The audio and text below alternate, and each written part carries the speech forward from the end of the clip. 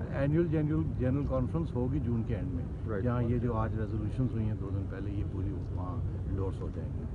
तो उसमें ये हुआ है कि बिग थ्री में जो मेन जो चीज़ चेंज हुई है, 2 चीज़ें हुई हैं। एक ये कि इंडिया को पहले मिलना था कोई, इंडिया का $200 मिलियन के लगभग कम हो गया, जो कि अब सब के अंदर डिस्ट्रीब्यूट हो गया, जिसमें ज़्यादातर तो गया है एफिलिएट्स को, मगर उसमें हमारा शेयर भी बढ़ गया है और बाकी लोगों का भी शेयर बढ़ गया। इंग्लैंड का शेयर जो है वो वैसे के वैसे ही रहा है, वो गिरा है और इंडिया का गिरा है। अच्छा सर, श्रीलंका का जो वोट इंडिया के हक में गया है उसको आप कैसे देखते हैं? श्रीलंका को तो हमेशा हम अपनी साइड पे देखते आए हैं, उन्होंने नहीं, श्रीलंका बांग्लादेश ये इंडिया के बड़े करीब है, क्योंकि इनके जो बोर्ड्स हैं वो फाइनेंशियल ट्रबल में है, इसलिए फिर वो इंडिया के साथ उनका ताल्लुक इसलिए कि इंडिया के साथ जब खेलते हैं तो अच्छे पैसे बन जाते हैं।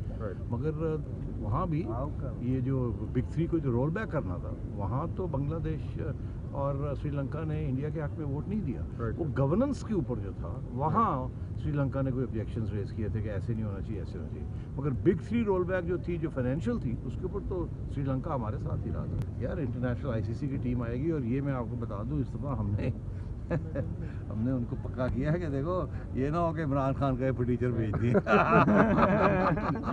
तो हमें टॉप लोग चाहिए। बांग्लादेश के हवाले से था कि सर उन्होंने विजिट करना है, बांग्लादेश हमसे खेलना चाह रहा है, मगर हमने उनसे बड़ा वाज़ेह तौर पे कह दिया कि आप पाकिस्तान आए खेलें, ये आपने 2-3 दफ़ा वादा किया, अब आए खेलें, हालात ठीक हो गए, अगर आप नहीं आएंगे तो हम नहीं खेलेंगे।